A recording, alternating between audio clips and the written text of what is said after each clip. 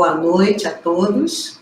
Com muita satisfação que eu, Maria Ângela, e o professor Marcos, que está aqui comigo também hoje, abrimos essa que é a nossa última conferência do curso de extensão Texto e Gramática na Educação Básica, Novos Contextos e Novas Práticas.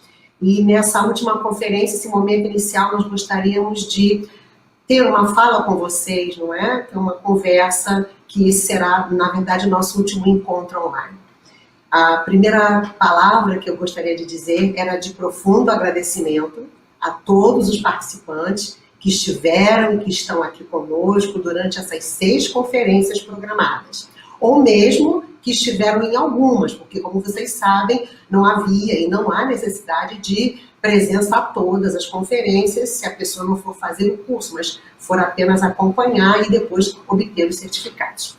Então, a participação de vocês, são os primeiros a que nós agradecemos muito, né?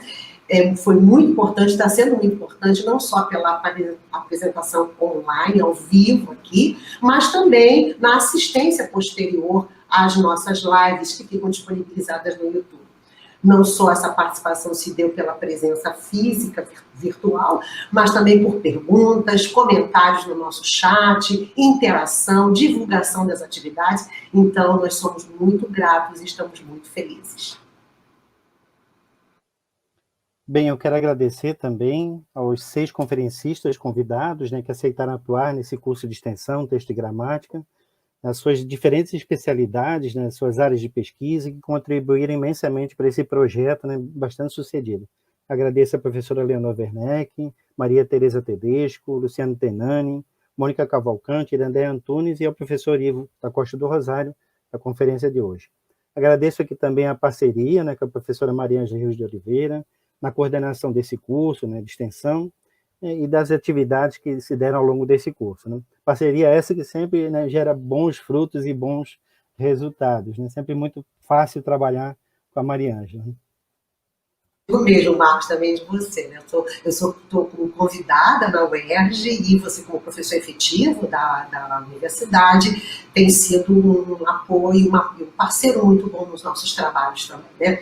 E nessa nossa fala final, nesse agradecimento, nós gostaríamos de destacar a grande afluência de público que tivemos nas conferências, com a assistência de professores da educação básica e da educação superior, alunos de graduação, alunos de pós-graduação dos diversos cursos de letras e linguística. Esse público incluiu brasileiros de todas as regiões do país e mesmo estrangeiros, dado o alcance que a transmissão online pode proporcionar. Então, se por um lado há limitações do nosso trabalho remoto, não é? Todos nós tivemos que nos adaptar nesse período de profunda pandemia. Por outro lado, a repercussão das atividades online tem sido um ganho, né? Nós não teríamos, de forma alguma, a afluência de público que estamos tendo se o evento fosse presencial. Então, a gente perde um ganho do outro.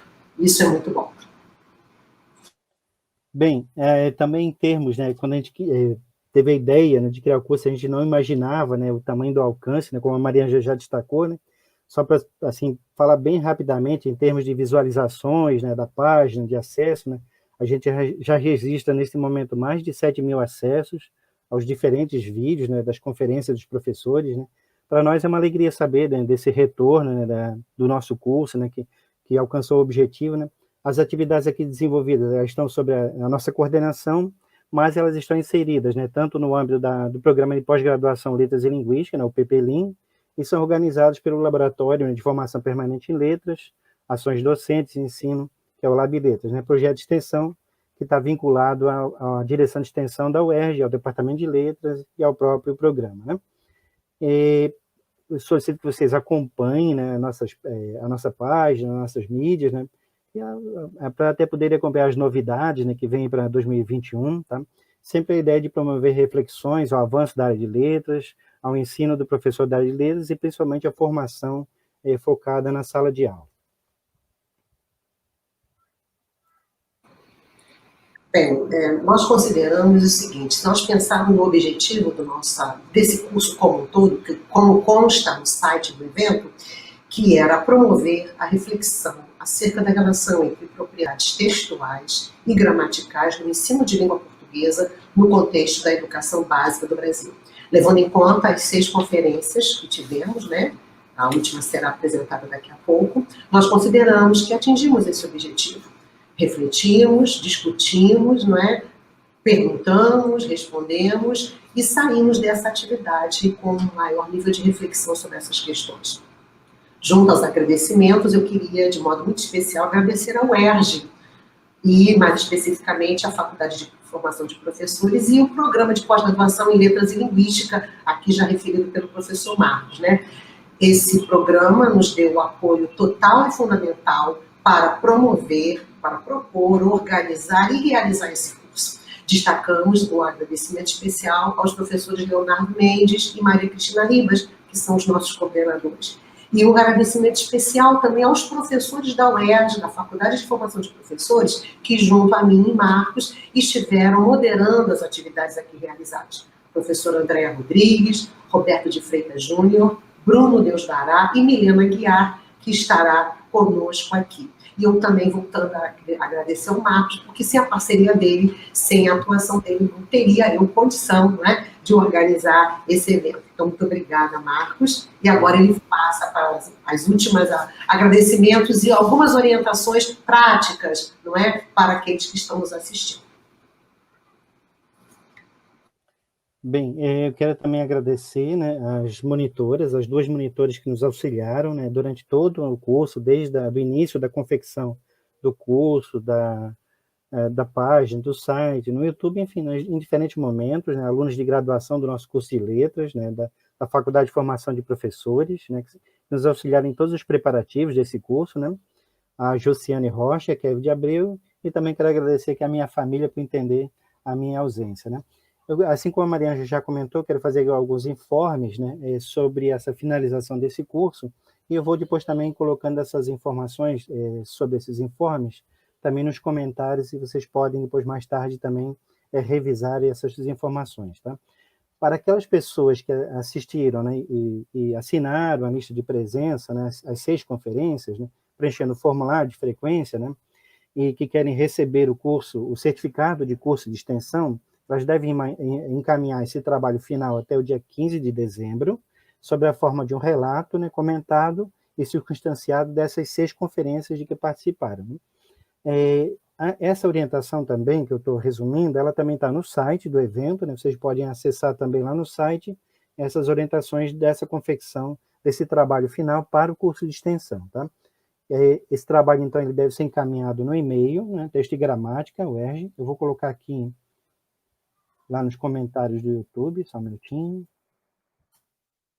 Depois, ao longo do curso da palestra de hoje, isso vai ser repetido, mas todas essas informações tem no site, tá?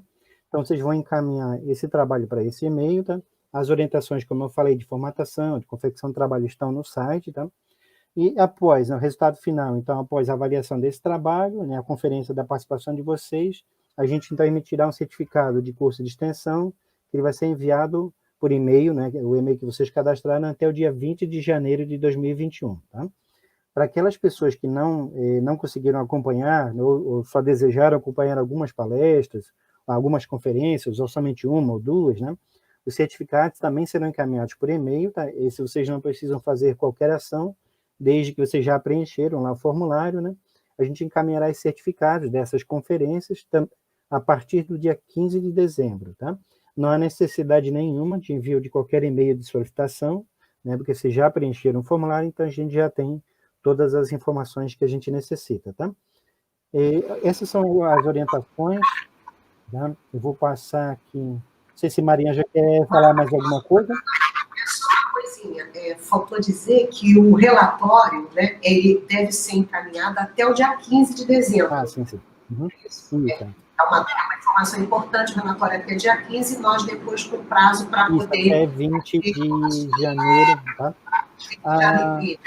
Eu vou, então, agora passar a palavra à professora Milena Guiar Torres, que é chefe do Departamento de Letras da UERJ, né, da nossa Faculdade de Formação de Professores, na qual eu faço parte como docente, na área de linguística, para iniciar as atividades de hoje, na qual já também agradeço a participação aqui da professora. Olá, Milena, tudo bem? Olá, tudo bem, Eu Mar? vou deixar aqui agora, tá? Para você poder apresentar agora o conferencista, tá? Tá Muito ótimo. obrigado pela sua participação, tá? Obrigada a vocês. O Ivo está tendo aqui um probleminha na internet, aí se tu puder aguardar um pouquinho, ele já vai retornar ali. Acabou de cair a internet, já vai voltar aqui, tá? Tá, eu posso começar? Pode sair falando, tá bom? Eu vou sair Tudo aqui. bem, tá bom. Olá, uma boa noite a todos e a todas. Quero dar as boas-vindas aos que estão presentes virtualmente nesta sexta e última conferência do curso de extensão Texto e Gramática na Educação Básica, Novos Contextos, Novas Práticas. Eu sou, conforme já apresentado, Milena Guiar, docente de língua portuguesa do Departamento de Letras da UERJ-FFP, e hoje tenho o prazer de estar aqui mediando a conferência do professor Ivo da Costa do Rosário, da Universidade Federal Fluminense, a conferência intitulada BNCC e Conexão de Orações, uma visão funcional. O professor Ivo é graduado em Letras, Português e Inglês e respectivas literaturas pela UERJ-FFP e também graduado em Pedagogia pela Unirio. Tem especialização em Docência do Ensino Fundamental e Médio pela FEITA Itaboraí, especialização em Língua Portuguesa pela UERJ-FFP e especialização em Planejamento, Implementação e Gestão da Educação à Distância pelo LANTE-UF. É mestre em Letras Vernáculas, Língua Portuguesa, pela UFRJ, e mestre em Letras pela UF. É doutora em Letras pela UF e doutora em Letras Vernáculas pela UFRJ. Atualmente é professor adjunto de Língua Portuguesa do Departamento de Letras Clássicas e Vernáculas e professor permanente do Programa de Pós-Graduação em Estudos de Linguagem da UF, atuando como vice-coordenador de 2018 a 2022. É docente e orientador no mestrado e doutorado. É líder do CCO, Grupo de Pesquisa, Conectivos e Conexão de Orações. E membro do Grupo DIG, Grupo de Estudos, Discurso e Gramática, ambos na UF. É avaliador do Sistema Nacional de Avaliação da Educação Superior, ligado ao INEP. É coordenador do GT Descrição do Português da UNPOL. É jovem cientista do nosso estado pela FAPERJ. Vigência 2019-2021. É membro da Comissão Científica da Área de Linguística e Cognição da Abralim. Atua principalmente nas seguintes áreas: funcionalismo, construcionalização, mudanças construcionais, morfossintaxe, conexão de cláusulas e conectivos. E é um grande amigo de FFP e UF. Sem mais delongas, deixo o professor Ivo totalmente à vontade para conduzir a sua conferência. Boa noite, professor Ivo. Boa noite, Milena. Boa noite a todos que nos ouvem aqui agora, né? Eu quero começar agradecendo. Normalmente esses agradecimentos são protocolares, mas aqui é muito verdadeiro o meu agradecimento por esse convite tão honroso de estar aqui nesse curso, Texto e Gramática na Educação Básica, tendo a oportunidade de falar um pouco do meu trabalho, das minhas pesquisas, das minhas reflexões, junto com pessoas tão famosas, tão competentes, né? Então, eu me sinto bastante honrado, né? Agradecer o convite da professora Mariângela, do professor Marcos, né, que são meus amigos, meus colegas de trabalho. Obrigado, Milena, né, minha amiga, minha parceira. Dizer que é uma alegria muito grande participar desse projeto da Faculdade de Formação de Professores da UERJ, porque eu estudei na FFP, gosto sempre de registrar isso. Eu fiz minha graduação em letras, inclusive fui colega da Milena, e fiz minha especialização também na FFP, fui professor substituto, então é sempre uma alegria muito grande poder contribuir com essa faculdade no Rio de Janeiro, né? Eu fiquei muito nervoso, minha conexão caiu agora há pouco, está instável, mas vamos botar fé, né? Para eu conseguir chegar até o final. E de onde eu falo, né? Quando me foi feito esse convite, eu pensei qual recorte trazer para hoje. E logo veio à minha mente, né, a questão da conexão de orações, que é um tema sobre o qual venho investigando já há algum tempo, desde meu doutorado, e hoje eu tenho um grupo de orientandos que trabalham também com a conexão, e também trazer um pouco das minhas memórias, da minha experiência, com relação à educação básica, né? Me sinto muito à vontade de falar a partir desse enquadre, porque eu comecei a minha trajetória docente alfabetizando. Eu fui alfabetizador, logo no início, eu tinha 18 anos, como professor da rede pública de Itaboraí. Logo depois eu continuei no Fundamental 1, trabalhando com a antiga terceira e quarta séries, depois Fundamental 2, depois ensino médio, EJA, regular, né? E hoje eu atuo na UF como professor da graduação e da pós-graduação, além de outros trabalhos que já foram citados aqui. Então, quero dizer que é uma alegria muito grande poder estar aqui nesse curso falando um pouco do tema que eu escolhi para discutir hoje, BNCC e conexão de orações, uma visão funcional. Aí, se puder compartilhar o PowerPoint que eu preparei, obrigado. Pode voltar no primeiro slide, por favor. Certo. Bem, então, esse é um tema muito amplo. Para o próximo slide, por favor. Bem, então, o que eu planejei para hoje? Nós vamos falar um pouco das críticas ao ensino tradicional, a partir dos documentos oficiais, e eu destaco aqui o PCN e BNCC, o que é BNCC, em linhas muito gerais, o estudo da sintaxe do período composto na BNCC, como é visto, as críticas à BNCC, aulas de gramática, isso ainda é algo válido? É uma questão que eu vou tentar responder, mas já adianto que sim. E como a conexão de orações é um grande guarda-chuva, eu fiz um recorte aqui para a gente comentar um pouco das orações coordenadas e depois das orações aditivas, que tem sido o meu maior foco de trabalho, e por fim as considerações finais, tá certo? Bem, quais são as críticas mais frequentes que se faziam e que se fazem ainda ao ensino tradicional?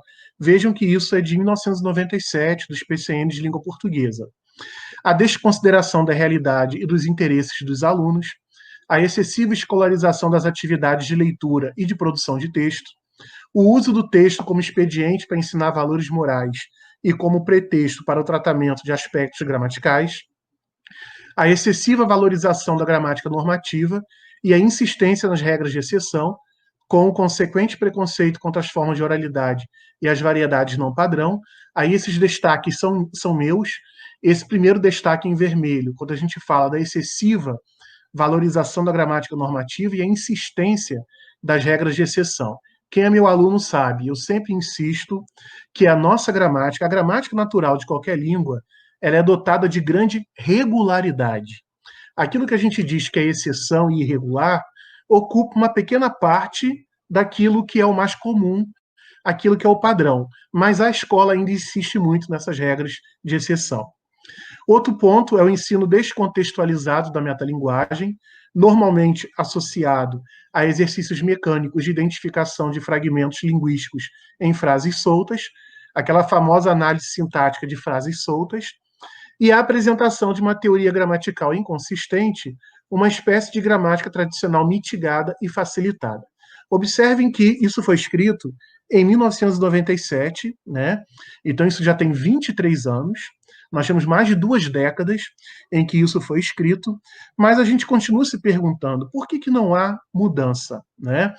Parece que isso acaba sendo uma espécie de um retrato da educação de hoje, do ensino de língua portuguesa.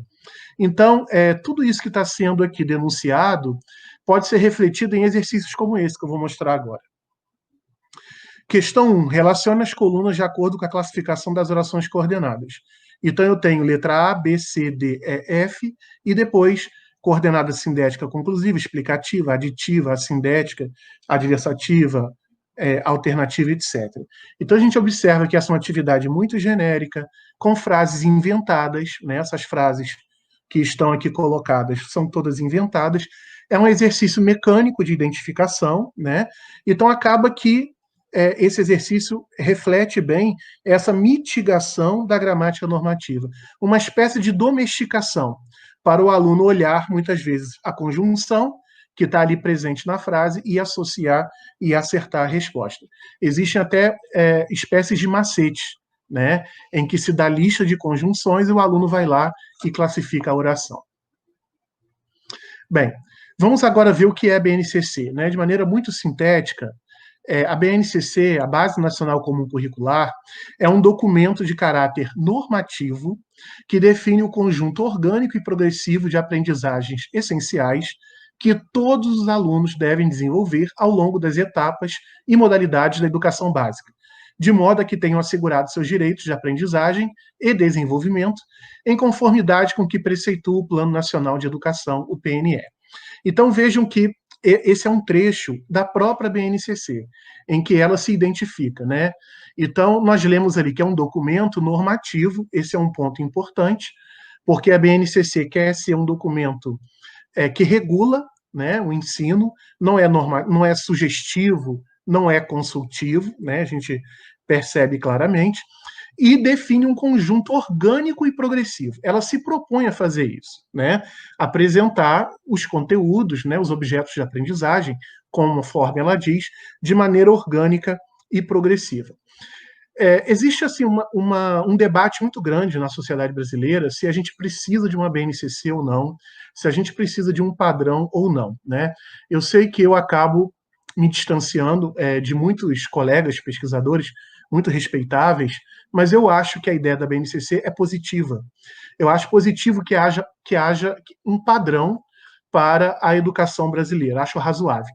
O problema é o que está por trás da BNCC. Nós sabemos que existem muitos interesses comerciais escusos, né? Porque muitas vezes a BNCC acaba sendo uma espécie de uma moldura para a produção de materiais que são vendidos por grandes corporações.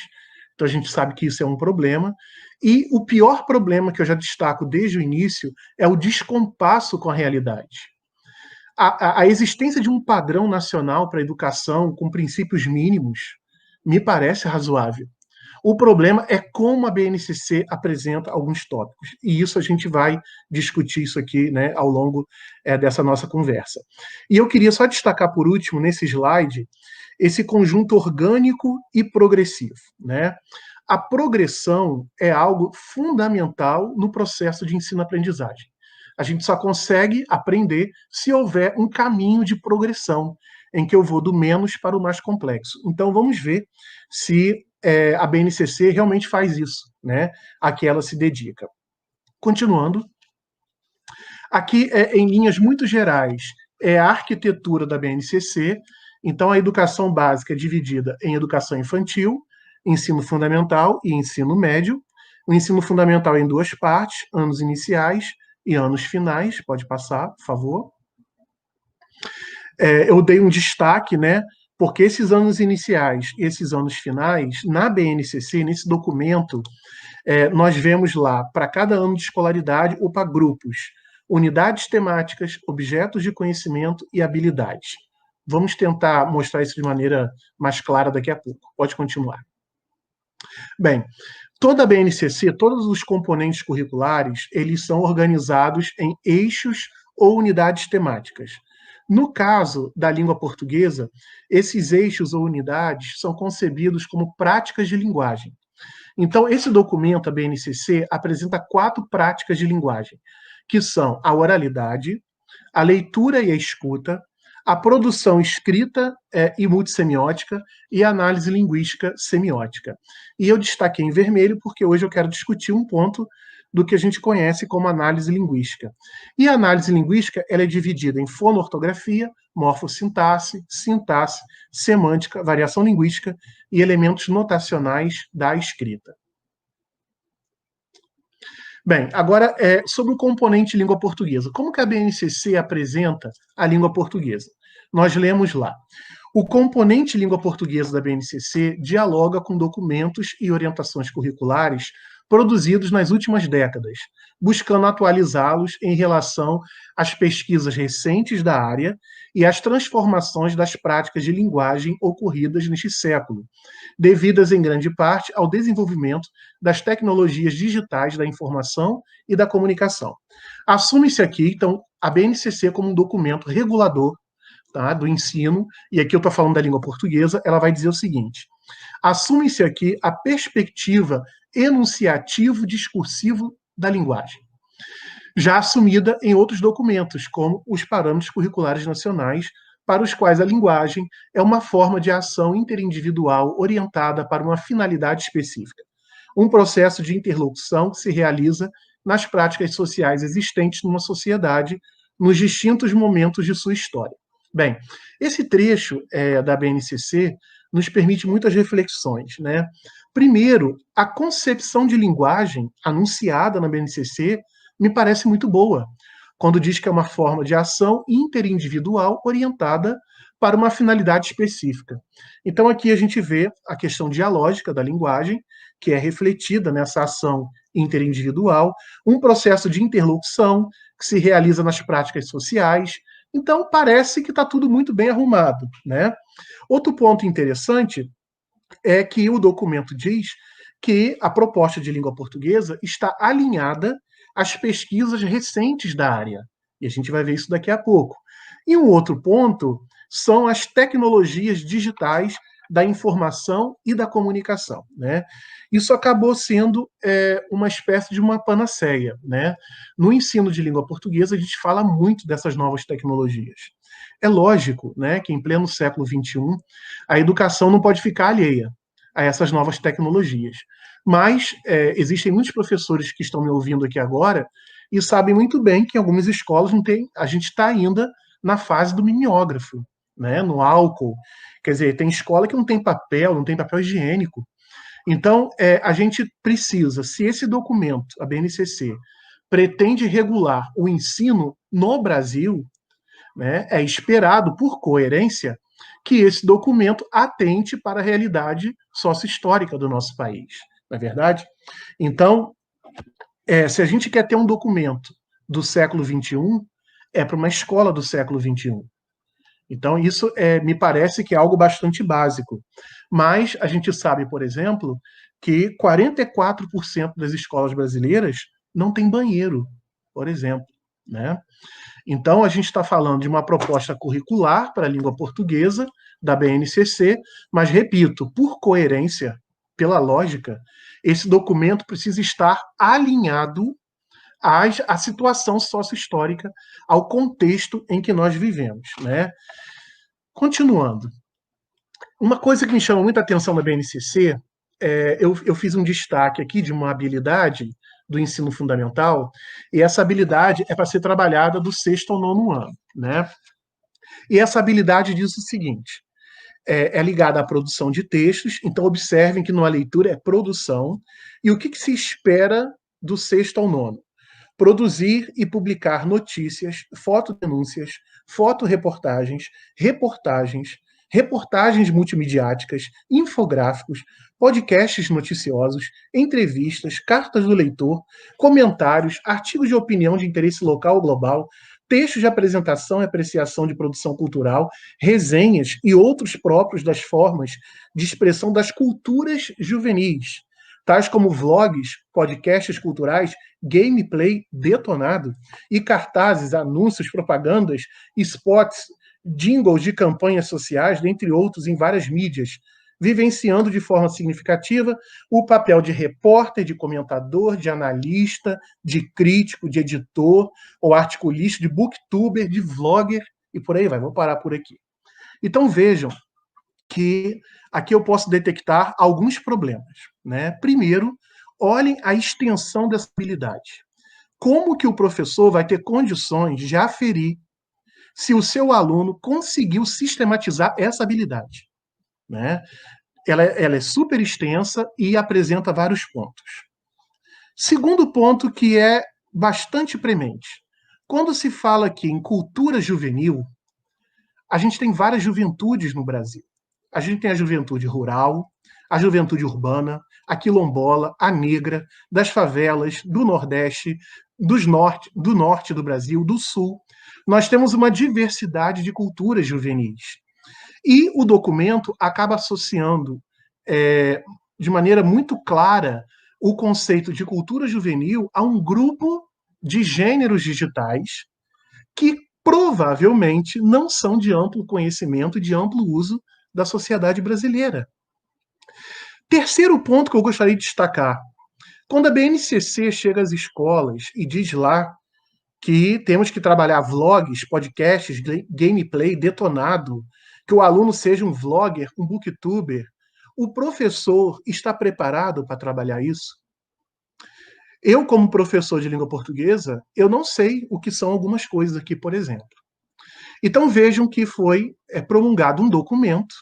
Esse documento é normativo, conforme eu mostrei no início, né? Ou seja, é para ser trabalhado, mas nós temos uma série de problemas que a gente pode resumir numa frase, digamos assim, né? Numa constatação.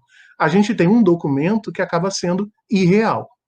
Ele não serve para a nossa realidade brasileira. Muitas vezes parece que isso aqui foi escrito para uma escola na Dinamarca, na Suíça, né, na Noruega, mas para o Brasil é uma situação mais complicada, né? Porque nós sabemos que a grande parte de nossas escolas não tem condições, né, de trabalhar com esse tipo de coisa. É necessário, conforme disse a Luciana aqui, um letramento digital para que tanto o professor quanto alunos possam, né, trabalhar esse tipo de coisa. Por exemplo, eu não sei o que é detonado. Eu não sei o que é isso. Né? Se eu fosse trabalhar do 6º ao 9º ano, eu teria dificuldade.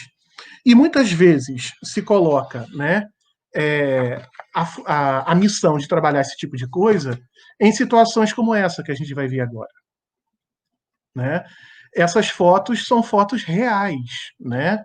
São algumas escolas brasileiras, algumas salas de aula do nosso país.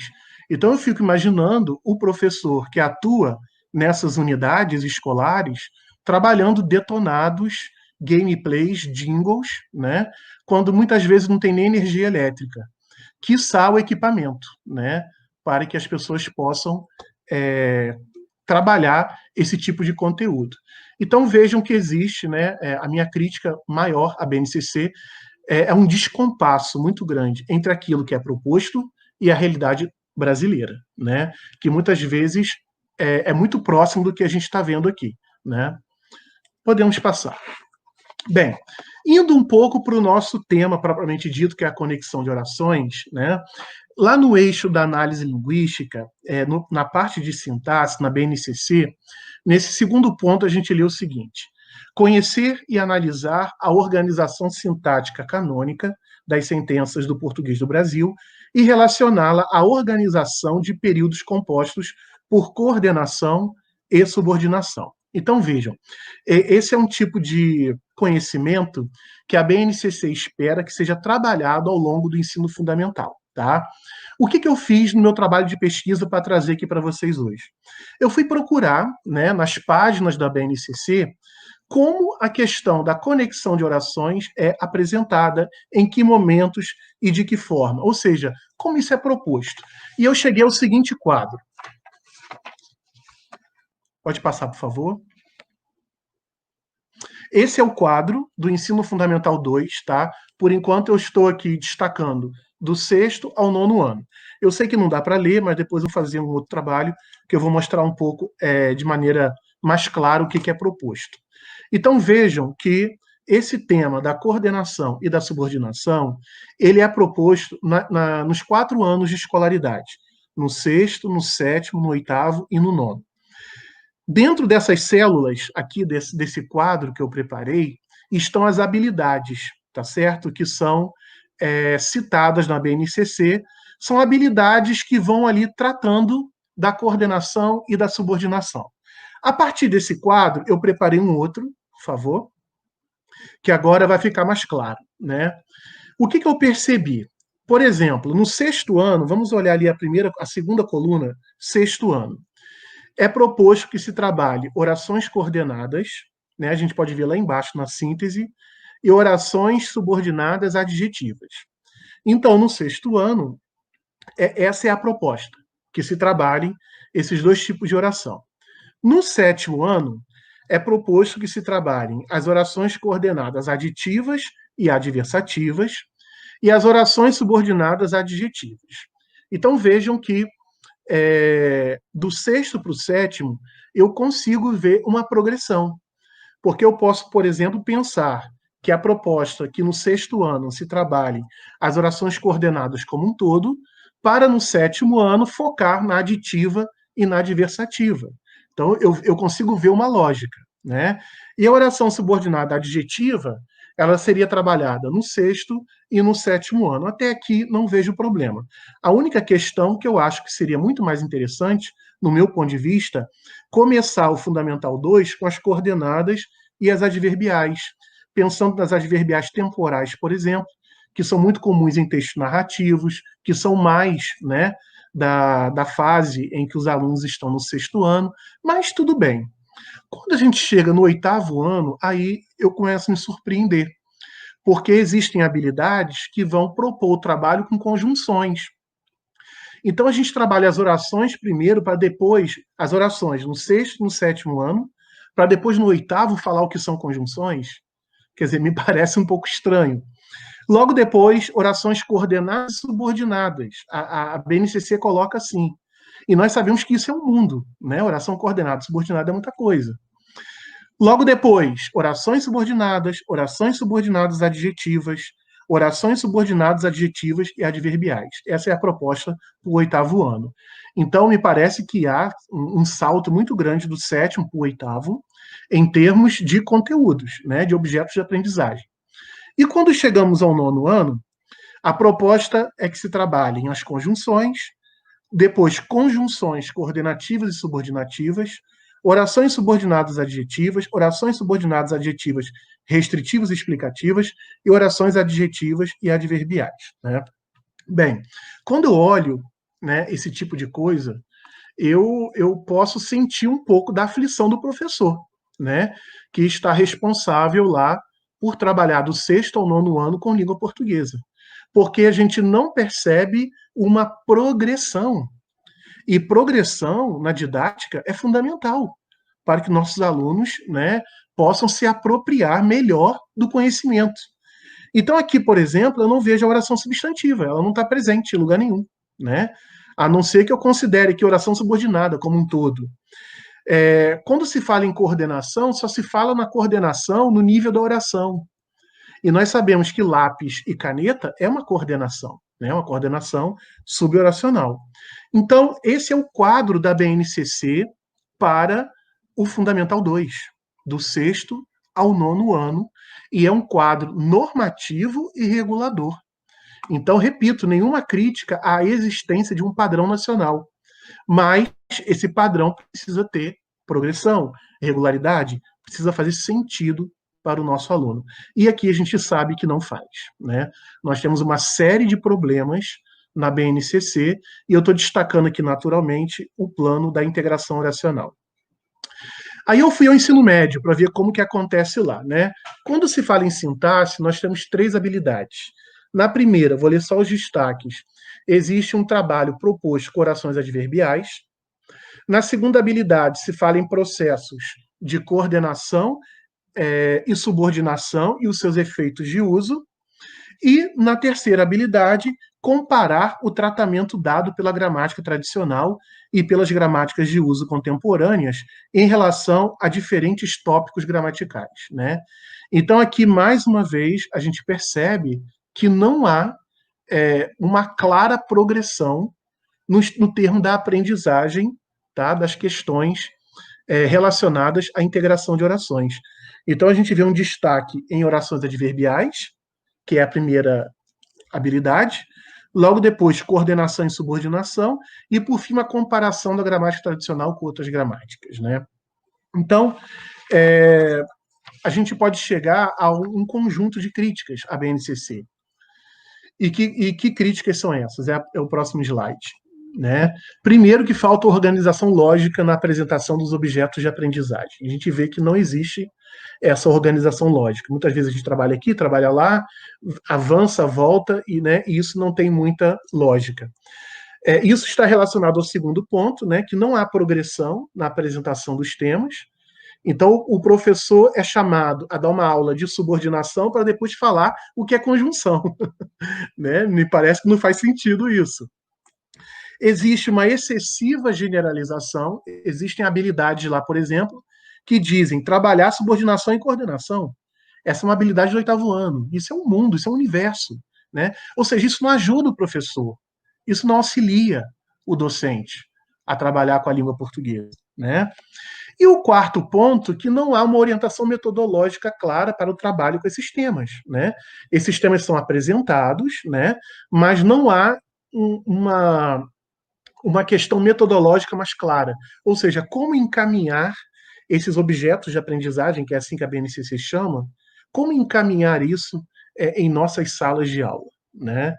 Então, mais uma vez, a gente vê que a BNCC é um documento que não esclarece muito, não ajuda muito o professor. Seria ótimo que houvesse um documento nacional para nos ajudar nesse ponto de vista. E aí eu pergunto, né, aquilo que eu li antes, cadê o fruto das pesquisas mais recentes? A BNCC diz claramente, né? Cadê? Onde que a gente vê isso na apresentação desses conteúdos? Cadê aquela questão da progressão que ela mesma admite que vai trabalhar, né? Então a gente não vê esse tipo de coisa aqui com muita clareza, tá? Podemos continuar. Bem, conforme eu disse, nós vamos fazer um recorte, né? E eu escolhi falar da coordenação porque é um objeto da minha pesquisa já há algum tempo. Eu trouxe aqui 2 livros, né, 2 gramáticas que vão dizer o seguinte: quando ambas as proposições exercem a mesma função no período, de tal modo que uma pode ser separada de outra, mantendo a sua perfeita significação, serão coordenadas. Então, na visão desse autor, a gente tem oração coordenada quando uma oração pode ser separada da outra e elas mantêm a sua perfeita significação. É como se uma não precisasse da outra, né? As duas estão ali, mas poderiam ser separadas. É isso que o autor disse. E Cunha e Sintra, que é uma gramática muito conhecida, né, no nosso ambiente, diz o seguinte, que as orações coordenadas são estruturas da mesma natureza, autônomas, independentes, isto é, cada uma tem sentido próprio. Então, tanto um autor quanto o outro, eles vão frisar nessa questão da perfeita significação da oração coordenada quando uma oração é distanciada da outra. Aí eu trouxe, né, algumas manchetes, já que a gente vai trabalhar com os gêneros, né? Pode passar. Essa primeira manchete diz: homem leva tiro e tem bala alojada no olho, né? Desculpa o exemplo, né? Mas isso é cada vez mais comum, essas cenas de violência. Mas a pergunta que eu faço é: eu posso separar uma oração da outra? Homem leva tiro. Depois, tem bala alojada no olho. Não parece claro que essa bala alojada no olho é uma implicação, decorre, né, do tiro que esse homem levou, né? Então, não é razoável dizer que a gente tem aqui uma oração semanticamente independente da outra, porque uma está ligada à outra. Uma coisa leva a outra. É uma relação, conforme a gente diz aqui, de implicação, né? Podemos passar. A Anvisa agiu de forma correta, mas precisa liberar vacina logo, dizem ex-diretores da agência, né? Como falar de orações com sentido independente quando eu tenho, por exemplo, uma adversativa? Porque se eu tenho uma oração adversativa que começa com mais, é claro que ela vai se opor ao conteúdo anterior. Então, que independência de sentido é essa, né? Se eu tenho um contraste, uma oposição, é claro que isso se dá em relação a uma informação anterior. Então a gente vê que essa perspectiva da independência semântica, ela não é muito positiva, né? E continuando, olhando os textos reais, né, a gente vê coisas desse tipo. O mundo logo terá vacinas contra a Covid-19, se Deus quiser, né, gente? Tomara que venha logo. Mas as pessoas irão tomá-las? Né? O que a gente tem aqui nesse exemplo, nessa manchete? Né? A primeira pergunta que eu faço, é um período composto? Porque nos livros didáticos, quando a gente vai trabalhar a coordenação, a oração sindética ela está sempre ligada à anterior, né? Por uma vírgula, no mesmo período. Mas aqui a gente tem um ponto, o mundo logo terá vacinas contra a Covid-19, ponto. Mas as pessoas irão tomá-las? Então a gente vê que isso aqui, segundo as pesquisas, é o que a gente chama de uma oração desgarrada, né? Ela não está junto da anterior. E a gente sabe que isso tem um efeito pragmático, né? Isso busca mais relevância, mais ênfase, né? Então, quem produz esse tipo de texto tem uma intenção clara de destacar essa informação, mas as pessoas irão tomá-las? E a pergunta que eu faço é: a BNCC dá conta disso? Será que em algum momento eu lendo aquelas habilidades, será que eu sou impelido a trabalhar esse tipo de estrutura? Ou é para eu abandonar esse tipo de estrutura, né? E nós sabemos que isso aqui está em textos reais. Isso acontece, né? A língua em uso é assim. Podemos passar.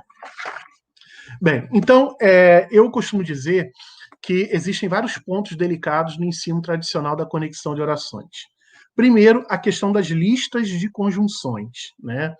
Muitas vezes, né, alguns professores pegam lá a lista de conjunções e o aluno memoriza, né? Embora é concessiva, quando é temporal, mas é adversativa e por aí vai. Isso parte de uma concepção equivocada de que cada conjunção tem um sentido único. A gente sabe que não é assim, né? Na própria gramática tradicional, a gente vê que pois pode ser conclusivo ou explicativo, desde que pode ser temporal ou condicional, e as várias pesquisas que nós temos desenvolvido hoje em dia mostram o que a gente chama de polifuncionalidade das conjunções. Então, essa questão das listas não é didaticamente interessante. A omissão da correlação e da justaposição, né? Estruturas como não só, mas também, que é fruto das minhas pesquisas, doutorado, quer dizer, isso não aparece nos livros didáticos, ou quando aparece está lá dentro da coordenação aditiva, sem nenhum destaque. Outro ponto que a coordenação não opera somente no nível do período composto, né? A gente pega os livros didáticos, só vê a palavra coordenação lá no período composto. Mas existe coordenação de palavras, de sintagmas, né? E de unidades maiores que a oração também. Orações sindéticas, explicativas e conclusivas, elas não são independentes, elas não são iguais às aditivas, adversativas e alternativas, e são colocadas todas juntas, né? Orações comparativas e consecutivas, elas não são adverbiais. A começar, elas não têm mobilidade, né? Elas não valem como advérbios. E há uma série de orações em uso não contempladas nas gramáticas normativas, né? Então, nós temos um contexto delicado, porque nós temos uma teoria gramatical que acaba sendo falsamente apresentada, digamos assim, para professores e alunos. Por quê? Porque essa teoria gramatical acaba não se atualizando a partir das pesquisas baseadas no uso, que é o que a própria BNCC diz que faz, mas sabemos que não faz, né? Então, a proposta é trazer uma visão funcional. Vamos ver um pouquinho o que seria a visão funcionalista da linguagem. Então, nós, alinhados à linguística funcional, nós defendemos que a estrutura das línguas é moldada pelo seu uso efetivo, realizado pela comunidade de falantes, né? Então, a língua tem a estrutura, ela é moldada como ela é, a partir do uso que nós fazemos. A língua varia e muda em virtude das expressões discursivas, né? Existe variação e mudança. Há fatores sociais e cognitivos que impactam as línguas humanas. A pesquisa linguística, assim como também o ensino, deve sempre estar pautada nos dados de língua real, né? Se eu pudesse sintetizar minha fala aqui em uma frase só, eu diria que o ensino de língua portuguesa deve partir de usos reais, né? E quando eu mostro aquelas manchetes com estruturas que não são trabalhadas na escola, a gente percebe o quanto nós estamos longe da língua real, da língua em uso. E a língua é usada sempre em função de propósitos comunicativos, né? Então o uso impacta as línguas. E como que os funcionalistas veem essa questão da integração de orações, né? Nós temos um trabalho de 93, um trabalho clássico, em que Hopper e Traugott vão dizer o seguinte, que a gente não deve trabalhar com a dicotomia coordenação e subordinação, né? Na verdade, existiria um Klein, um gradiente, é como se fosse uma linha, e dentro dessa linha nós teríamos a parataxe, a hipotaxe e a subordinação, né? Seriam 3 grupos, digamos assim, de orações. A parataxe seria o que a gente chama de coordenação, de orações coordenadas, né? A hipotaxe, que é esse ponto do meio, seria o equivalente às nossas orações adverbiais ou às nossas orações adjetivas explicativas, né? Porque elas não são tão frouxas quanto as paratáticas, mas também não tão associadas quanto a subordinação, né? Também chamado de encaixamento, que é o último nível, que seriam ali as orações subordinadas substantivas, né? Sempre que eu apresento isso aqui para os meus alunos, muitos perguntam assim, mas Ivo, mas como que eu vou trabalhar isso em sala? Isso é muito difícil, né? Isso é uma teoria linguística muito pesada. Então eu venho pensando nisso, desenvolvendo algumas ideias, e eu cheguei ao que eu vou apresentar no próximo slide, tá? Eu enxergo a integração de orações desse jeito, que vocês estão vendo aqui, tá? Lá em cima é o ponto de maior integração, que são as orações substantivas. Quando eu tenho orações substantivas, a vinculação é muito maior, tá? E lá embaixo eu tenho as coordenadas assindéticas, em que eu tenho a vinculação muito menor. E entre uma e outra, nós temos diferentes níveis de integração. Então, do mais integrado lá em cima para o menos aqui embaixo, eu tenho as orações substantivas, depois a adjetiva restritiva, que é mais vinculada, do que a outra que vem abaixo, que é a adjetiva explicativa. Tanto é que a adjetiva explicativa vem entre vírgulas, né? Ela é um pouco mais solta, tem valor de aposto. Logo abaixo temos as orações adverbiais, né?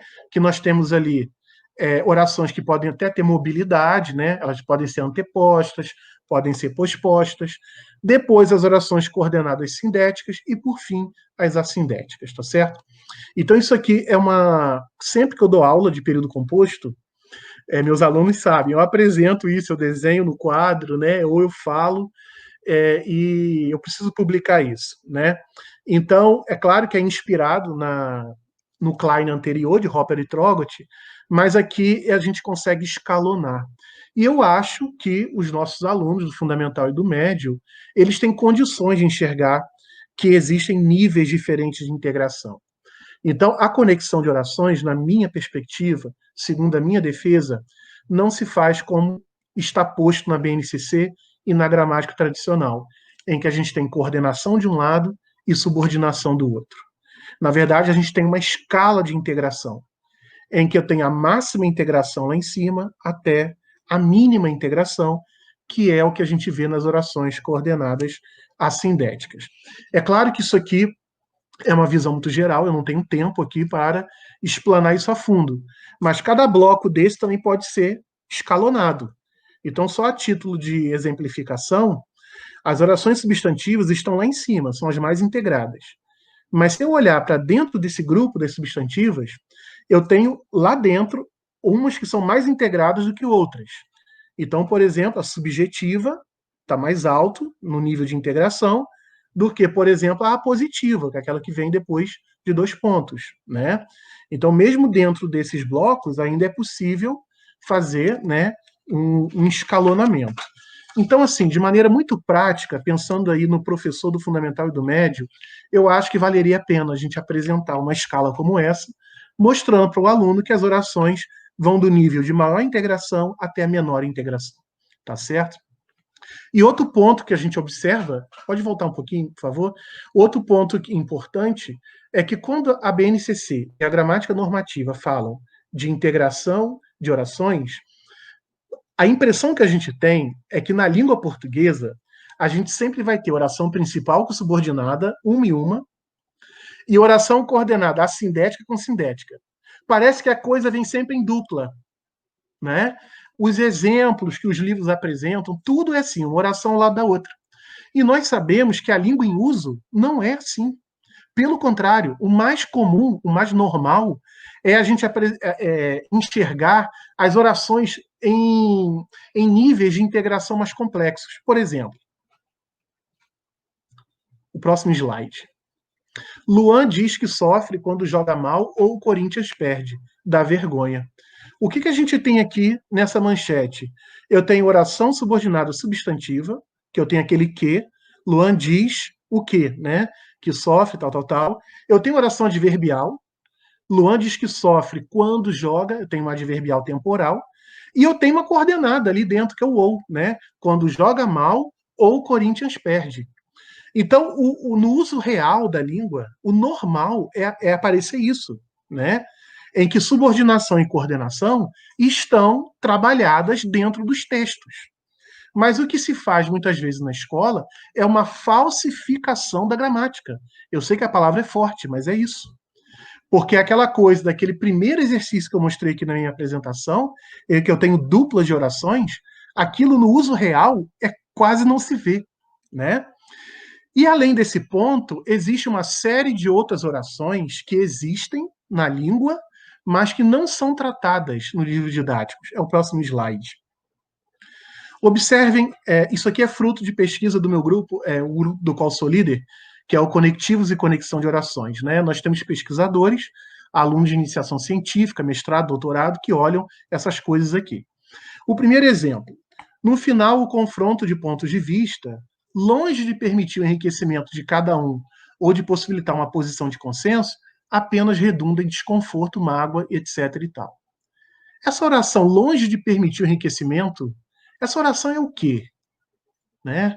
Ela é uma subordinada adverbial, mas é qual? Qual daquelas 9 que a NGB apresenta? Né? A resposta não é nenhuma daquelas 9. Essa oração é uma oração de exclusão.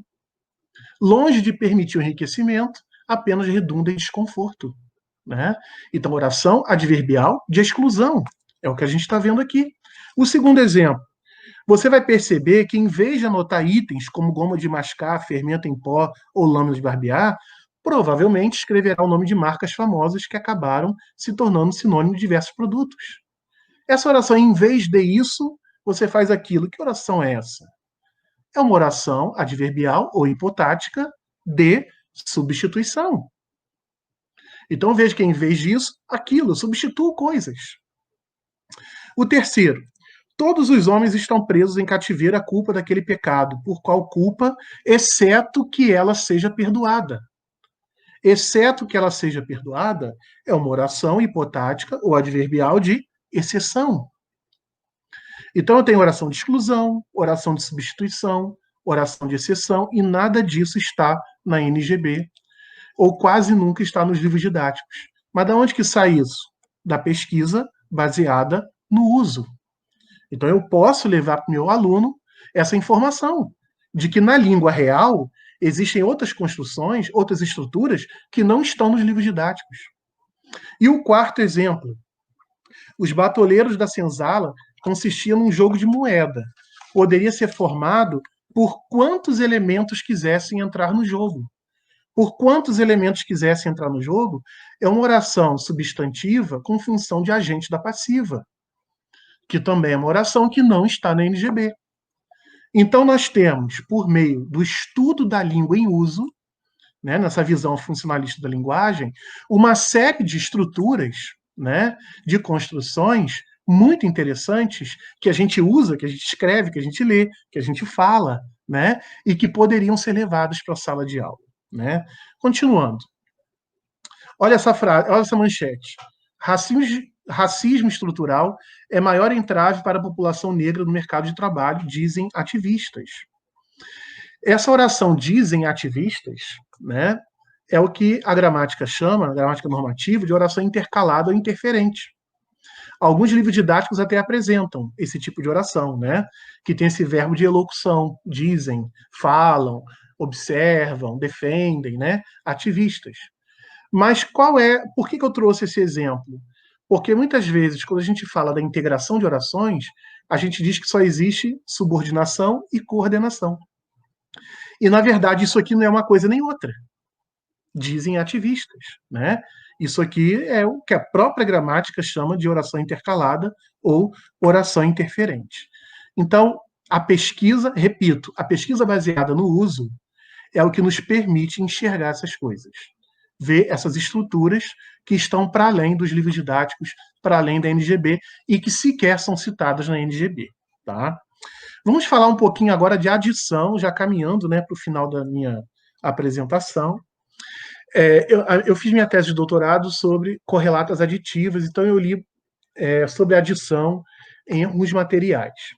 E é curioso porque quando a gente vai pesquisar o conceito de adição, Kuhn e Sintra dizem: as orações aditivas existem se a conjunção é aditiva. Ora, a gente jamais pode levar uma coisa dessa para o nosso aluno, né? Porque isso é um raciocínio circular. O que é uma oração aditiva? É quando a conjunção é aditiva. Quer dizer, isso é uma coisa porque é uma coisa. Então, isso não esclarece nada, né? E Cury, em 2003, vai dizer que ocorre oração aditiva quando os vários pensamentos coordenados estão simplesmente em sequência, sem o acréscimo de outra ideia. Então, o Cury vai dizer que a oração aditiva é aquela que só traz a ideia de adição. Ela não traz, não tem o acréscimo de outra ideia, conforme ele diz aqui, né? Então, vamos dar uma olhada nos livros didáticos, alguns livros, né? Eu trouxe aqui o primeiro exemplo, que é um livro muito adotado nas escolas do Brasil. Eu vou apenas pensar alguns detalhes, não dá para fazer uma análise muito profunda. Eu quero destacar a última frase desse slide, né, que o Cereja e Magalhães dizem lá que as orações aditivas são introduzidas pelas conjunções coordenativas aditivas e, nem e que. Eu acho que se o professor de língua portuguesa disser para o aluno que é uma conjunção aditiva, está fazendo um desserviço, né? Porque a gente sabe que o que, ele muito mais é usado para subordinar do que para coordenar. Pode ser que o que, em algum momento, seja aditivo, mas não é algo para a gente colocar para o aluno como um exemplo de conjunção aditiva. Então, vejam, né? Isso aqui, do meu ponto de vista, é equivocado. Próximo. Aqui é um outro livro, né, Lendo e Interferindo. Quando fala das orações aditivas, os autores dizem assim: quando estão ligadas a outras por conjunções coordenativas aditivas que indicam uma soma de ações. Aí o segundo exemplo diz lá: ele não só conhece as leis de proteção ao meio ambiente, como também participa de campanhas com esse objetivo. A pergunta que eu faço é: será que esse não só como também faz aquilo que o autor disse que é uma simples união ou junção de ideias, sem nenhum outro acréscimo? É uma adição pura? Claro que não. Quando eu tenho não só como também, ou mais também, eu crio um desnível, em que normalmente eu tenho uma informação velha ou dada, para depois ter uma informação nova. Então, esse é um tipo de adição que não se conjuga com a ideia de coordenação. Então, no mínimo, o livro didático deveria ter uma explicação para esse tipo de construção, não só como também. E os livros didáticos também, quando tratam dessa estrutura, só destacam como também. É como se só o como também fosse conjunção, ignorando não só. E a gente sabe que esse tipo de adição só é possível porque eu tenho uma primeira parte que se junta a uma segunda. Ele não só, como também. Então veja que isso é escamoteado, né? Isso não é tratado.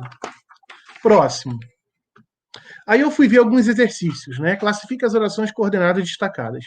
Esses exercícios são péssimos, né? Porque são exercícios estruturais, descontextualizados, né? E olha essa letra A. A natureza oferece ao homem espetáculos grandiosos de beleza. Por isso, devemos retribuir esse gesto com dignidade e respeito. Aí o gabarito diz que isso é uma oração explicativa. Na minha visão, isso é conclusiva. Por esse motivo, logo, portanto, devemos retribuir esse gesto com dignidade e respeito, né? Então, me parece que esse gabarito é errado. Na letra D, o homem deve procurar não só o desenvolvimento, mas também preocupar-se em não exaurir ou agredir a natureza. Oração coordenada sindética aditiva.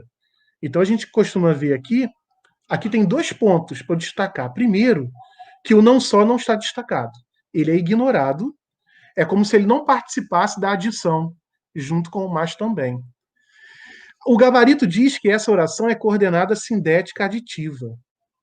A minha pergunta é: e a alternativa que está aqui dentro? Quando eu digo preocupar-se em não exaurir ou agredir a natureza. Não exaurir ou agredir. E se o aluno puser oração alternativa? Se o professor ficar preso ao gabarito e não analisar, olhem quantos problemas.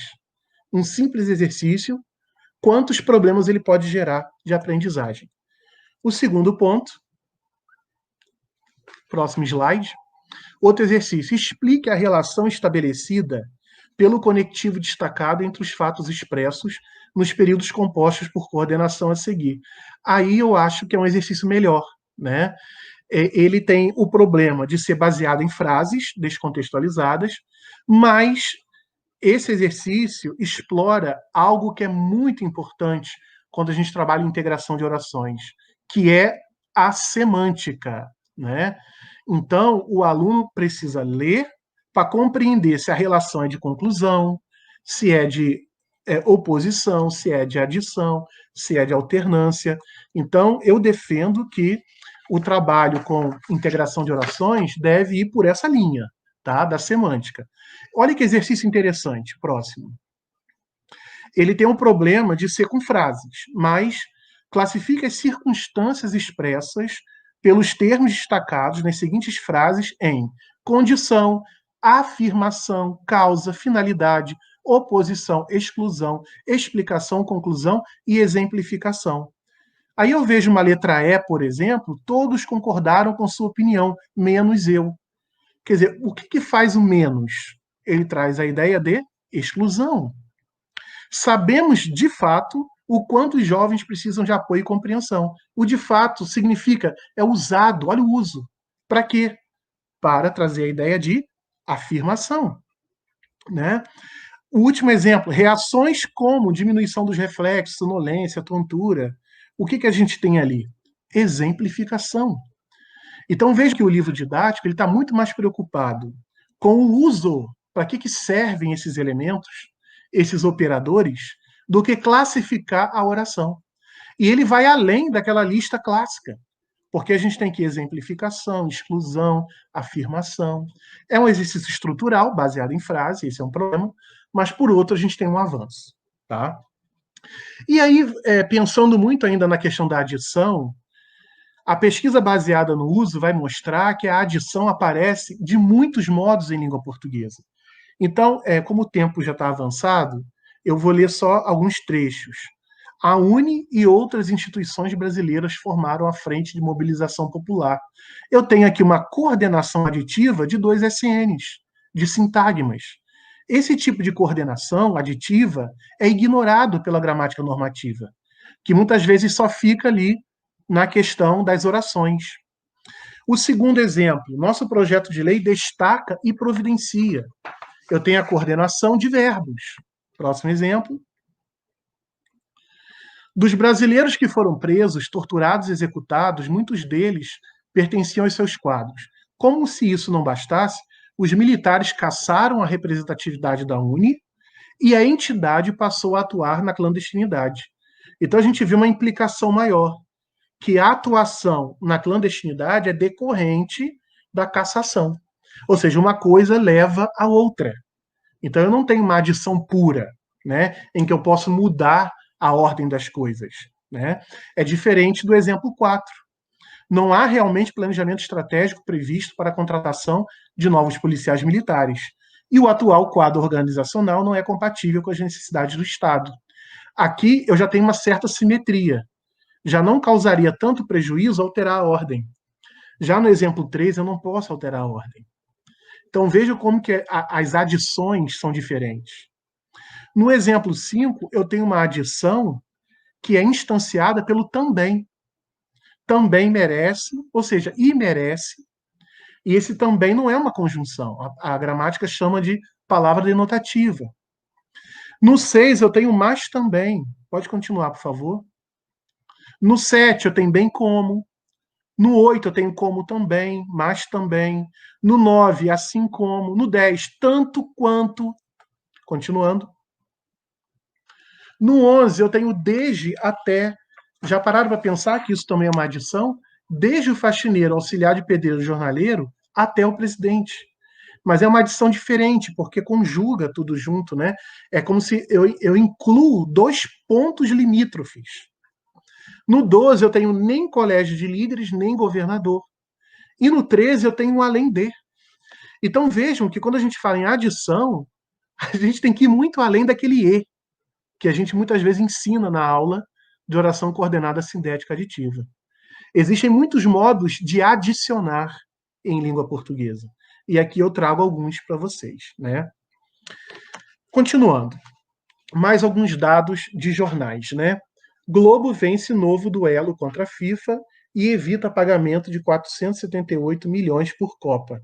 Então vejam que eu tenho uma coordenação de orações E evitar o pagamento decorre do duelo, né? Então, porque aconteceu o duelo, acabou que se evitou o pagamento de 478 milhões. Então, vejam como que essa adição se instancia. Agora, vamos ver a outra. Renda cidadã. Governo estuda enterrar projeto e ampliar Bolsa Família. Olhem, aqui eu tenho uma adição de 2 orações infinitivas, reduzidas de infinitivo. Enterrar projeto e ampliar Bolsa Família. Vejam que é uma adição diferente da anterior, né? Ou seja, eu posso adicionar, coordenar 2 orações reduzidas de infinitivo, né? Então, olha como que o uso, né, linguístico pode nos abrir mais os horizontes, né? Continuando. Polícia prende homem suspeito de roubar carro e arrastar vítima. Aqui, mais uma vez, eu tenho uma adição, né, de 2 orações infinitivas. Pode passar. Comércio e bancos abrem normalmente em São Paulo nessa sexta. Então, quando eu tenho comércio e bancos, eu tenho uma coordenação aditiva, né? Mas é uma coordenação aditiva não oracional. Então, eu preciso dizer para o meu aluno que a coordenação aditiva não acontece só entre orações, né? Acontece em outros campos da gramática. Próximo. Aqui, mesma coisa. Bancos projetam boletos com código de barras e Pix, né? Mais uma vez, eu tenho uma coordenação de 2 elementos não oracionais, código de barras e Pix. Continuando. Olhem essa estrutura. A questão racial em 2020 e os caminhos para o futuro. Ouça podcast. Então eu tenho o que a gente chama de uma frase não oracional. A questão racial em 2020 e os caminhos para o futuro, que é muito comum nesse gênero, né, manchete. Então eu tenho uma adição, né, de elementos não oracionais dentro de uma frase que não é oracional, porque não tem verbo, tá? Continuando, mais um exemplo, o mito da resiliência e o caminho até o burnout, mais uma vez, eu tenho uma coordenação não oracional, e aí eu tenho casos mais interessantes que eu deixei para o final, né? Pode passar. Dia da Consciência Negra não é de comemoração, e sim de reflexão, né? Se eu disser para o meu aluno, se eu der uma lista de conjunção para ele decorar, ele vai decorar que o E é aditivo. Mas quando eu tenho esse tipo de manchete, Dia da Consciência Negra não é de comemoração, e sim de reflexão, o que eu tenho aqui? Uma oposição, um contraste, né? Dia da Consciência Negra não é de comemoração, mas de reflexão. Então vejam que o E ele vai assumindo outros usos. É claro que esse E tem esse valor por conta do não, que está ali, né, na mesma porção textual. Mas ele em si não é um aditivo como os outros que a gente viu. E tem mais um exemplo, que também é muito curioso. E se a Prefeitura de São Paulo endurecer a quarentena logo após o segundo turno? Né? O E não é uma conjunção aditiva que liga 2 orações? Cadê a oração anterior? Cadê a primeira oração? Esse E está ligando qual? A segunda oração a qual? Né? Então, aqui, mais uma vez, a oração desgarrada, tão estudada pela professora Beatriz Decá. Né? A manchete produz esse tipo de coisa porque é como se ela partisse do princípio de que nós temos algumas informações, né, compartilhadas, e esse E vai se conectar a essas informações prévias, que todos nós já temos. Então, esse E nem sempre vai ligar uma oração à outra. Então, isso tudo que eu mostrei para vocês me levou a uma síntese, né, que é o próximo slide, em que eu proponho uma rede da adição. Então, em língua portuguesa, muito mais do que E, olhando o nível lá de baixo, eu tenho E, eu tenho também, eu tenho mas também, eu tenho como também, eu tenho além de, bem como, assim como, não só mas também, desde até, tanto quanto, tanto como, nem por aí vai, né? Então, quando se fala em adição na língua portuguesa, repito, é muito mais do que E. Eu tenho uma série de conectores que cumprem o papel de adicionar, né? Agora, se eu trabalho esse tipo de conteúdo, eu não levo essa rede. A gente chega a ela, não é isso? Por meio da análise dos dados, dos textos, eu consigo generalizar e chegar a essa representação em que eu tenho os conectores aditivos, né? E a adição vai muito além da coordenação, é o próximo slide. Então, eu posso adicionar por meio da justaposição, só juntando uma informação na outra, por vírgula. Eu posso ter uma coordenada sindética com E, que é o uso mais clássico. Eu posso ter uma correlata do tipo não só, mas também, não só, como também. E eu posso ter uma hipotática de extensão, né? Uma verdadeira oração adverbial aditiva, que é com além de. Quando eu tenho um além de, eu adiciono, mas essa adição, ela deveria estar no bloco das orações adverbiais ou hipotáticas, porque eu posso antepor, pospor e por aí vai. Então, ir para os dados, olhar os textos reais, vai muito além daquelas listas da gramática normativa. Mas, Ivo, como que eu vou trabalhar isso com meu aluno de ensino fundamental e médio? Manda ele procurar nos textos quais são as estratégias que o escritor usa para adicionar. Ele vai achar além de, ele vai achar e, ele vai achar não só, mas também, e por aí vai. Né? E aí ele fica com uma visão muito mais ampliada daquilo que a gramática apresenta. Então, já chegando ao final da minha apresentação, eu tenho mais 3 slides. A pergunta que se faz é: há espaço para gramática em sala de aula? Né? A pergunta que a gente faz é essa, porque muitas vezes vocês estão acostumados, muita gente da linguística, conforme falam, critica demais a gramática. Né? Antes de responder essa pergunta, a gente tem que dizer de que gramática a gente está falando. Né? Porque existe a gramática normativa, a descritiva, a reflexiva, assim como outras, a histórica e por aí vai. Quem apresenta isso é o professor Travaglia, né? Então, a gramática normativa é aquela que a gente já conhece bem, aquela da escola, da tradição, da NGB. Existe a descritiva, que vai mostrar como a língua é de fato, e a reflexiva, que vai propor, né, uma reflexão, uma observação sobre os dados da língua. Então, quanto à gramática descritiva reflexiva, acho que ninguém tem dúvida, né? Que é fundamental. Mas a pergunta é: eu posso ensinar gramática normativa? Né? É válido? Isso vale a pena? Antes de responder essa questão, que é a última da minha apresentação, eu preciso dizer que o ensino de língua portuguesa deve estar centrado no texto. O que eu preciso, né, trabalhar no ensino fundamental e médio? Que meu aluno saiba ler, escrever, interpretar. Isso é o mais importante de tudo. A maior parte da minha aula de língua portuguesa deveria ser dedicada a isso, que ele lesse muito, que ele interpretasse muitos textos, que ele escrevesse bastante. Né? A aula de língua portuguesa é para isso.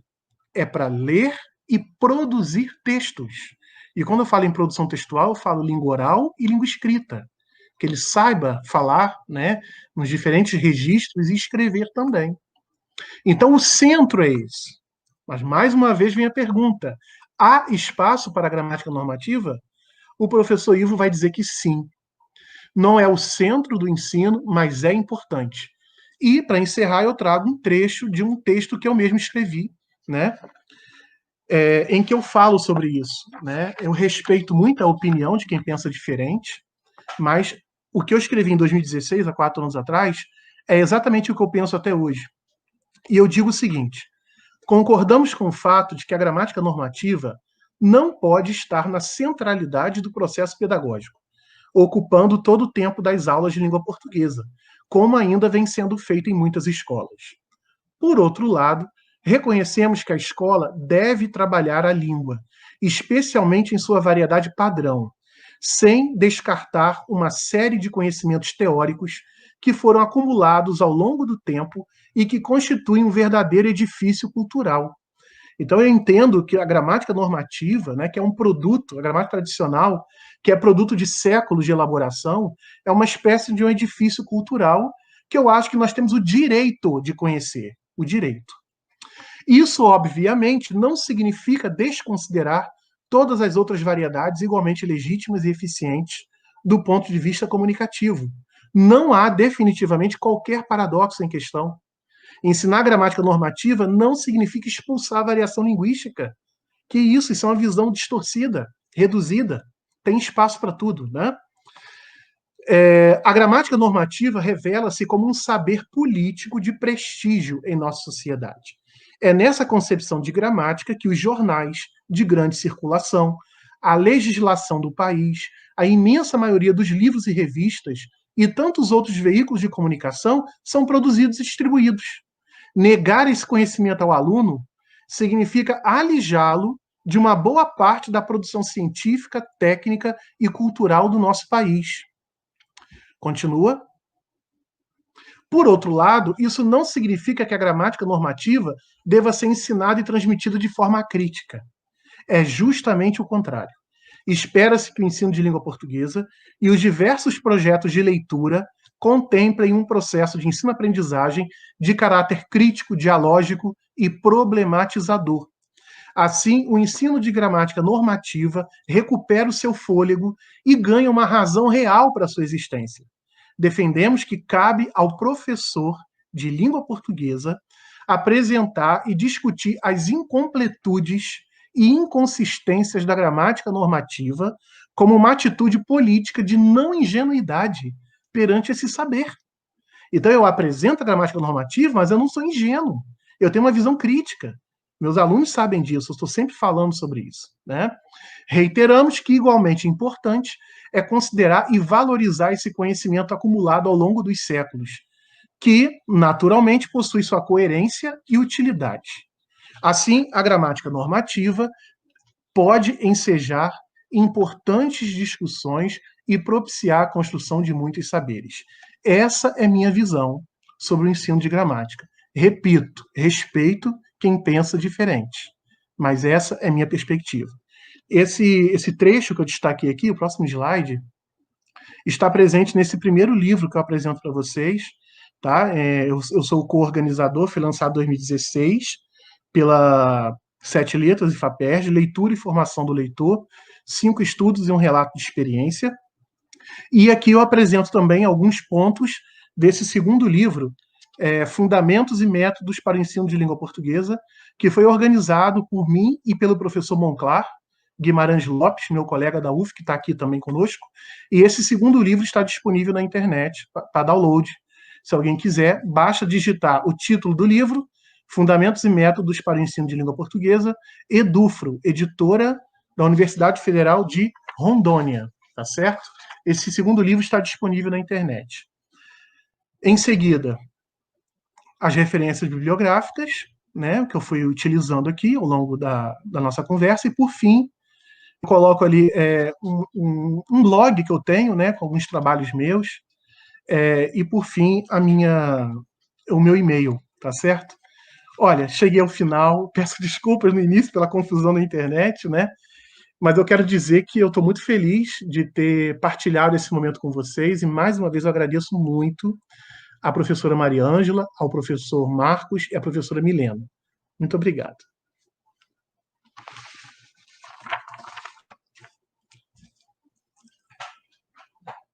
Foi muito bom te ouvir falar.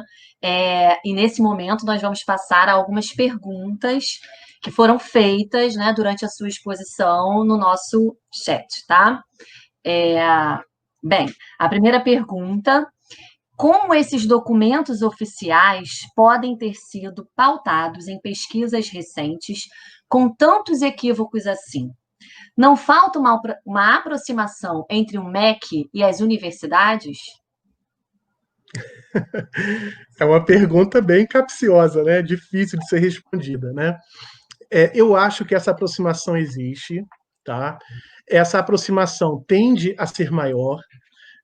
Nós, professores universitários, em vários momentos, nós somos convidados, por meio de editais, por exemplo, a participar de alguns projetos do Ministério da Educação, né? Por outro lado, eu vejo que isso é uma construção, né? É uma construção histórica. Vejam, por muito tempo, quem foi convidado sempre a falar sobre a língua, né? Muitas vezes gramáticos tradicionais, normativos.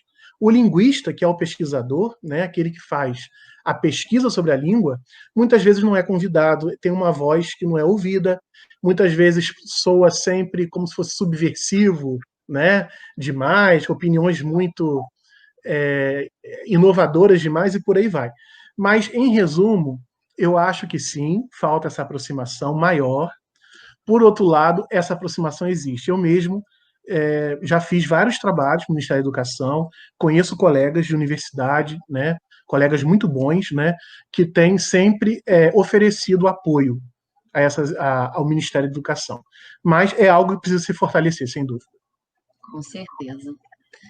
Bem, a próxima pergunta. O fato de não haver uma orientação metodológica clara não deixaria o professor mais dependente dos livros didáticos? Excelente pergunta, né? Vejam que é uma crítica que eu fiz aqui, né? Que a BNCC acaba não tendo uma orientação metodológica muito clara. É claro, né? A gente precisa reconhecer que o documento não pode dar conta de tudo, sem dúvida, né? Mas eu vejo o seguinte: o ideal seria que cada professor, no mundo ideal, né? O correto, o esperado, seria que cada professor preparasse o seu material, né? Por isso que eu sempre digo para os meus alunos também, né, que o professor é o grande agente, né, é quem faz o diferencial. Se a gente prima pela nossa formação, se a gente busca estudar, ler, parabéns a vocês que estão aqui buscando conhecimento, né, esse é um diferencial importante e vai permitir que você, professor, trabalhe com material didático disponível que você tem na sua escola.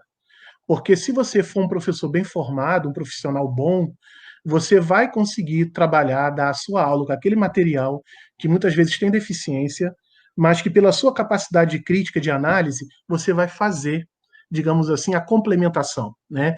É aquele olhar crítico, conforme eu costumo brincar, é o plus. Então o professor pode dar o plus. Existe sim uma dependência muito grande do livro didático, mas eu acho que isso é resolvido a partir da formação do educador. E nós, professores, não podemos descuidar disso. Nossos alunos estão sentindo falta nesse momento da pandemia desse plus do professor, né? Estão realmente tá bem complicado, né? Mais uma pergunta, professor. Temos muitos conceitos estanques para além do escopo estrutural. Como o professor vê as caracterizações sobre as questões de gênero e de discurso caminhando junto às estruturas oracionais? Aqui eu não sei se gênero aqui em que sentido. Se é gênero textual ou Acredito que sim. Né? Bem, como o professor vê as caracterizações sobre as questões de gênero e discurso caminhando junto às estruturas oracionais? É um pouco o que eu procurei fazer, né? Sim. Eu trouxe aqui a questão da conexão de orações, né? E da adição, e eu fui trabalhando com manchete, né? Entendendo a manchete como um gênero, né? Um gênero textual, porque tem a sua concretude na sociedade, circula, né? É um texto que é apropriado por muitas pessoas, então eu vejo que não há dicotomia, né? Olha, ensino do texto, do gênero textual e gramática, ou análise linguística, como queiram chamar, não é uma dicotomia. É perfeitamente possível trabalhar as duas coisas. Com muito bom senso e com uma boa formação, é possível dar conta desses dois conhecimentos, né? Porque, afinal de contas, quando eu leio textos e produzo textos, eu não expresso causa, condição, motivo, eu não adiciono, eu não contrasto informações. Quer dizer, esse conhecimento nos é dado pela integração de orações. E isso acaba indo para o mundo do texto, né? Quando eu faço a minha argumentação, ou quando eu construo um texto narrativo em que eu tenho orações de fundo, como as orações temporais, por exemplo. Então eu vejo que é perfeitamente integrado, né? O que a gente deveria evitar é aquele monte de exercício estrutural, né? Conforme eu apresentei aqui, aquelas frases descontextualizadas, que aquilo não existe em lugar nenhum. Aquilo foi inventado pelo autor do livro didático. Exatamente. Dentro do contexto, a gente vê o gênero, né? Vê isso tudo. Então, descolado da realidade é que não dá, né? Fica muito mais complicado. Bem, mais uma pergunta, professor. Professor Ivo, há algum material didático que o senhor recomendaria tanto para orientar os professores quanto para o ensino básico? Todo mundo quer essa fórmula. O material didático. Se vocês encontrarem, me digam, tá bom? Manda um e-mail para mim. Mas brincadeiras à parte, né? Assim, o que a gente observa? A linguística, a ciência da linguagem, a pesquisa científica em linguagem é algo relativamente recente em nosso país, né? Então, a linguística funcional, né, que é a teoria linguística com que a gente trabalha a professora Milena, que está aqui também, o professor Marcos, Mariângela, na sua versão mais moderna, ela não tem nem 10 anos. Então, o que a gente faz é tudo muito recente, né? Mas já existem, felizmente, várias iniciativas de trabalhos produzidos, né, por acadêmicos voltados para o ensino fundamental e o ensino médio. Tá? Então, nós temos, por exemplo, o mestrado profissional em letras, que é uma ação política interessante, que é voltado para a sala de aula, o Prof. Letras, né? Eu não quero fazer propaganda de material e tal, mas a professora Maria Helena de Moura Neves lançou recentemente uma gramática que ela chama Gramática Revelada em Textos, né? Ela preparou isso ao longo de muitos anos, e ela sempre diz que aquilo ali é fruto da reflexão dela voltada para o ensino. Então, existem artigos científicos também publicados. O programa de pós-graduação em estudo de linguagem da Federal do Rio Grande do Norte, que são nossos parceiros, professor Edivaldo, professora Angélica, professor Romerito, eles trabalham, o programa deles é muito ligado à questão do ensino também. Então, nós temos várias iniciativas. Agora, quem me ouve aqui também pode se animar, né? E começar a estudar o funcionalismo e produzir material didático. Isso é uma coisa legal, né? A gente vai tentando. Eu vou dar um spoiler aqui, né? A Mariângela Monclar e eu, nós três, acabamos de produzir um livro sobre linguística funcional que vai ser voltado para o aluno de graduação, né? Porque a gente tem muito material ligado, associado ou voltado para pesquisadores mais experientes, né? Então, esse material daqui a pouco está no mercado. Então, a gente vai tentando, aos poucos, a gente vai trabalhando para que esse tipo de material chegue a todo mundo, tá? Bem, professor Ivo, parabéns mais uma vez, foi excelente, tá? Eu tenho certeza de que muitas pessoas aproveitaram bastante a sua fala, gostaram muito, você deve ter percebido aqui, né? Muitos elogios, né? A tudo que você falou, as respostas, né? As perguntas também. Bem, então vamos encerrar agora. Eu também, né, encerro agradecendo à professora Mariângela, ao professor Marcos, o convite para ser moderadora, né, e principalmente agradecendo demais ao professor Ilvo. Bem, uma boa noite a todos e cuidem-se. Obrigado, gente. Um abraço.